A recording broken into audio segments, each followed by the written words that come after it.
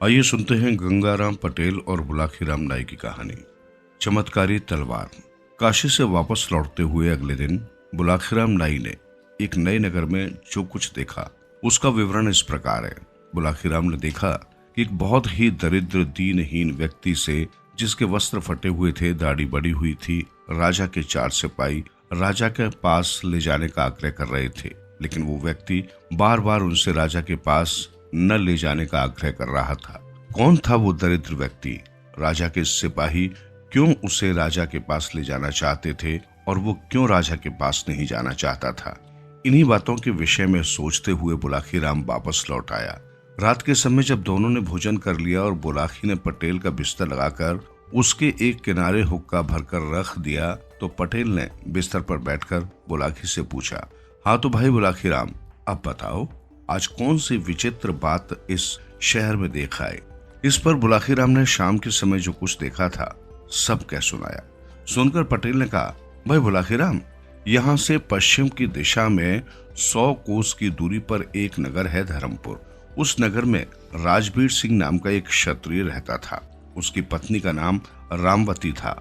दोनों पति पत्नी प्रसन्नता पूर्वक जीवन व्यतीत करते थे। कुछ दिन बाद ईश्वर की कृपा से उनके यहाँ एक पुत्र पैदा हुआ, जिसका नाम उन्होंने कमल रखा। कमल जैसे जैसे बड़ा होता गया, माता पिता का अत्यधिक लाड प्यार मिलने के कारण वो जिद्दी हो गया था।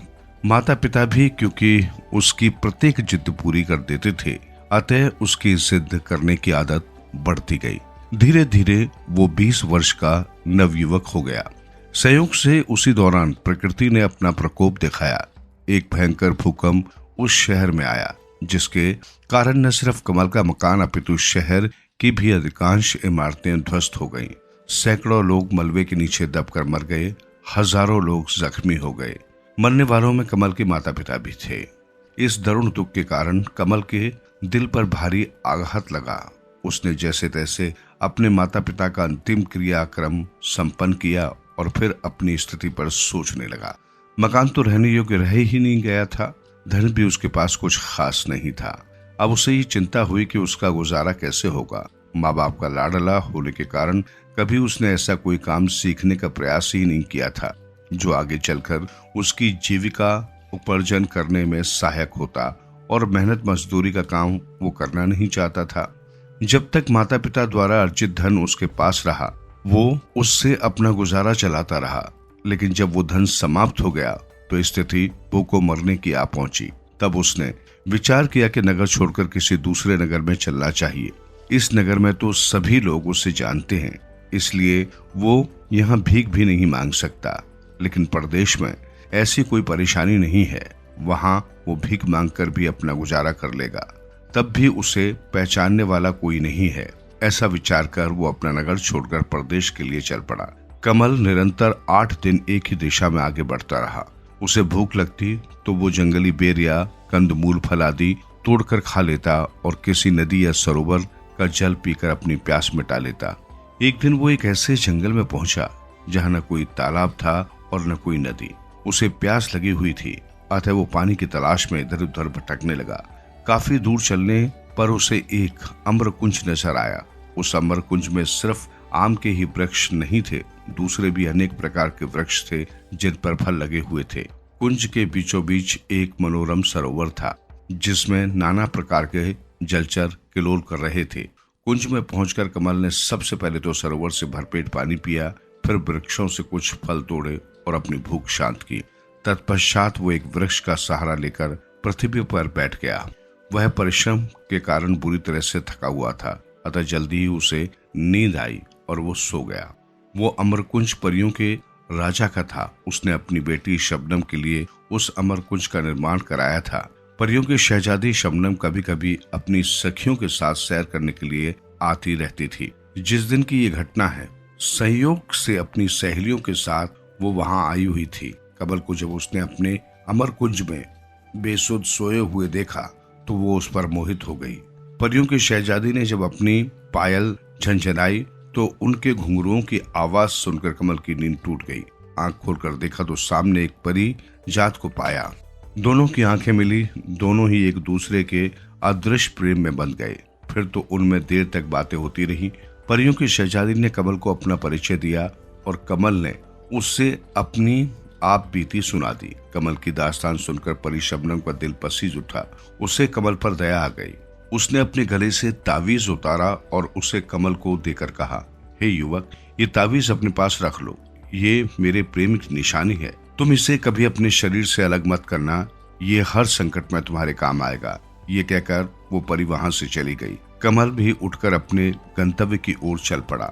2 दिन पश्चात वो एक नगर में पहुंचा। वहां पहुंचकर उसने कोई काम ढूंढने का प्रयास किया, किंतु किसी भी जगह उसे कोई काम न मिला। तब वो विचार कर कल सुबह यहाँ के राज दरबार में जाकर राजा से काम मांगूंगा। वो राजमहल की दीवार के साथ ही धरती पर पड़कर सो रहा था। आधी रात का समय हुआ तो किसी स्त्री के रोने का स्वर सुनकर उसकी नींद खुल गई। वो विचार करने लगा कि अवश्य ही वो स्त्री किसी मुसीबत में है। चलकर देखना चाहिए कि उसे क्या कष्ट है। वो स्त्री के रोने का स्वर वहां के राजा ने भी सुना था।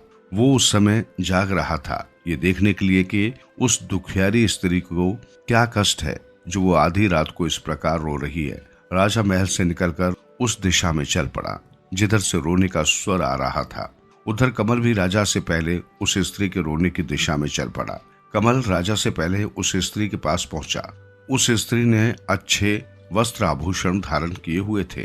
कमल ने उसके पास जाकर पूछा, हे देवी, तुम्हें क्या कष्ट है जो आधी रात के समय में इस प्रकार विलाप कर रही हो? ये सुनकर उस स्त्री ने रोना बंद कर दिया। बोली, मेरा दुख जानकर क्या करेगा बेटा? तू तो स्वयं ही इस नगर में कोई परदेशी जान पड़ता है।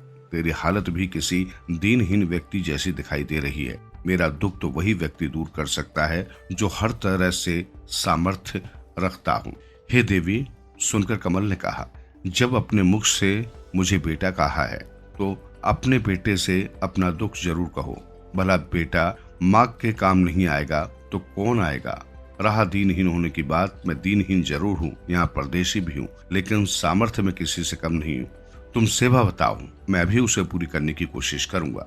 तो सुन बेटा, स्त्री बोली, मैं अपने दुख के लिए नहीं, यहाँ के राजा के दुख के लिए रो रही हूँ।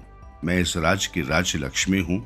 कल यहाँ के राजा का इंतकाल हो जाएगा, तब मुझे ऐसे प्रजापालक राजा का राजमहल त्याग कर कहीं अन्यत्र जाना पड़ेगा। मैं अब तक यहाँ बड़े आराम के साथ रह रही थी, मगर कल के पश्चात न जाने मुझे कैसे राजा के यहाँ जाना पड़े। वो राजा मेरे साथ न जाने कैसा व्यवहार करे, इसी आशंका से मैं भयभीत हूँ और इस राजा की मृत्यु के शोक से बरबसी मेरी रुलाई फूट पड़ रही है। इसी वजह से मेरे आंसू नहीं रुक रहे। कमल कहने लगा, हे माँ, तुमने जो ये अजीब बात बताई है, कल यहाँ के राजा की मृत्यु हो जाएगी। मुझे बताओ तो कि उसकी मृत्यु कैसे होगी? राजा तो बिल्कुल भला चंगा और हर तरफ से स्वस्थ है, उसे कोई रोग भी नहीं है, फिर उसकी मृत्यु का सवाल ही नहीं उठता। अरे मेरे भोले बेटे, राजलक्ष्मी बोली, मैंने ये कब कहा कि उसकी मृत्यु स्वाभाविक रूप से होगी? उसकी मृत्यु तो एक सिंह के द्वारा होगी। सुन, कल ये राजा शिकार के लिए वन में जाएगा, वहीं एक शेर शिकार के दौरान इसे मार डालेगा। ये सुनकर कमल ने कहा, हे माँ, जब तुम्हें इतना ज्ञान है कि राजा की मृत्यु शेर के शिकार के दौरान होगी, तो तुम ये भी अवश्य जानती होगी कि राजा की मृत्यु किस प्रकार टल सकती है। मुझे वो उपाय बताओ। मैं अपने प्राण देकर भी राजा के प्राणों की रक्षा करने का प्रयास करूंगा। देवी बोली, हे परदेशी, उपाय तो है, किंतु वो करना कठिन है। मैं तुझे वो उपाय बताए देती हूँ। उपाय ये है कि जब राजा शिकार करने वन में जाए तो तू भी उसके साथ वन में चले जाना और राजा के साथ परछाई की तरह लगे रहना। शेर जब राजा को असावधान पाकर उस पर झपटने को हो, उससे पहले ही तू शेर पर झपट पड़ना और अपनी तलवार से सिंह को मार डालना। लेकिन ये सब तेरी फुर्ती, शक्ति और चपलता पर निर्भर करता है। यदि तनिक भी चूक हुई तो शेर राजा के साथ साथ तुझे भी फाड़ डालेगा। ऐसा नहीं होगा माँ, कमल ने कहा। मैं बहुत सतर्क रहूंगा और हर हाल में राजा के जीवन की रक्षा करूंगा। तेरा कल्याण हो, कहकर वो स्त्री अंतर्ध्यान हो गई। राजा ने अंधेरे में छिपकर उन दोनों का सारा वार्तालाप सुना। उससे अनजाने मित्र कमल के ऊपर गर्व हो आया, जो न तो यहाँ का निवासी ही था और न राजा का कोई मित्र अथवा रिश्तेदार। फिर भी उसके लिए अपनी जान जोखिम में डालने को तैयार था। राजा उसी समय उसके सामने जाहिर होना चाहता था, किंतु न जाने क्यों क्या सोचकर उसने अपना इरादा बदल दिया। वो घूमा और सीधा अपने महल में चला गया। कमल भी लौटकर अपने वाली जगह पर पड़कर सो गया। जब राजा अपने महल में आकर पलंग पर लेटा तो वो मन में विचार करने लगा कि कल मैं शिकार करने के लिए जाऊंगा ही नहीं, और जब जंगल में जाऊंगा ही नहीं तो शेर के हाथों मेरी मौत कैसे हो जाएगी। ऐसा विचार करके राजा ने फैसला कर लिया कि कल किसी भी हालत में वो वन की ओर नहीं जाएगा, चाहे कैसी भी जरूरत क्यों ना आ जाए। लेकिन राजा का ये निश्चय अगले दिन धरा का धरा रह गया। प्रातः होते ही राजा का एक परम मित्र उसके पास आ पहुंचा।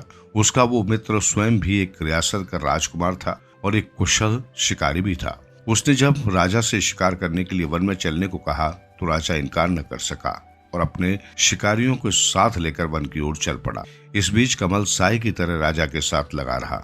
उस बेचारे के पास कोई हथियार तो था नहीं, अतः उसने निश्चय कर लिया कि वो अपने हाथों से ही शेर का मुकाबला करेगा। हाका शुरू हुआ। शिकारी ढोल बजा बजाकर जंगली जानवरों को खदेड़कर उस दिशा में लाने लगे जिधर राजा मचान पर अपने हथियारों से लैस होकर बैठा था। थोड़ी देर में एक कद्दावर सिंह उसे नजर आया। आंख तंग हुआ तो सिंह सीधा मचान की ओर लपका।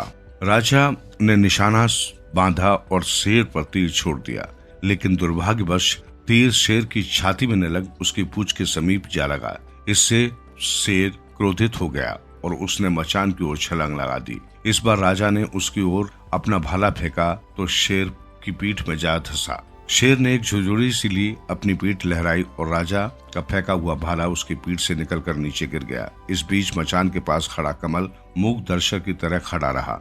शेर से नंगे हाथों भिड़ने की उसकी हिम्मत नहीं हुई। तभी अचानक उसे याद हो आया कि परी शबनम ने उसे एक ताबीज दिया था और कहा था कि ये ताबीज प्रत्येक संकट में उसकी रक्षा करेगा। कमल ने तब उस ताबीज को आजमाने का निश्चय कर लिया। उसने गले में लटके ताबीज को रगड़ा। रगड़ते ही तुरंत एक चमत्कार हुआ। शबनम वहां प्रकट हुई और एक चमत्कारी तलवार उससे सौंप कर बोली, मुकाबला करो युवक, जीत तुम्हारी हो गई। ये कहकर वो तुरंत ही अंतर्ध्यान हो गई। सब कुछ इतनी जल्दी घटा कि राजा ये जान ही नहीं सका कि कब परी वहां प्रकट हुई और कब अंतर्ध्यान हो गई।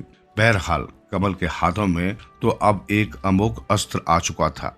अगली बार जब सिंह राजा की ओर उछला तो उसने एक भी क्षण का समय गवाए बिना तलवार शेर के पेट में घुसेड़ दी। शेर मरकर भूमि पर गिर पड़ा।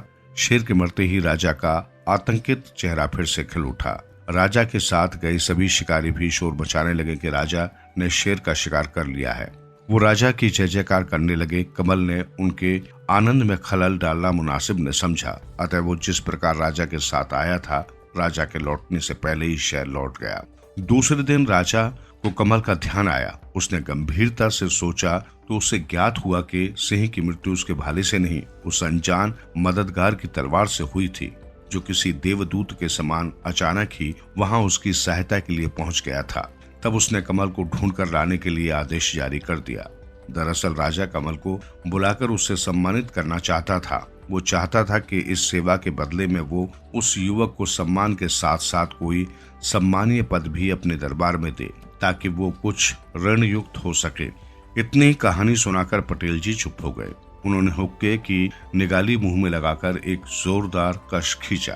कुछ देर उस कश का आनंद उठाया, फिर ढेर सारा धुआं मुंह से उगलकर आगे कहा, बुला की कहानी खत्म हो गई। अब पहचान कि वो युवक कौन था जिसे तू शाम को देखकर आया था। तो क्या स्वयं कमल ही वो व्यक्ति था? बुलाकी बोला, और उसी को राजा के सिपाही अपने साथ ले चलने का आग्रह कर रहे थे, ताकि राजा उसे सम्मानित कर कोई अच्छा पद देकर उसे राज दरबार में रख सके। बिल्कुल ठीक समझा तुमने, पटेल बोले, और चूंकि अब तुम्हारे प्रश्न का उत्तर तुम्हें मिल गया है, इसलिए अब लंबी तान कर सो जाओ। मुझे बहुत जोरों की नींद आ रही है।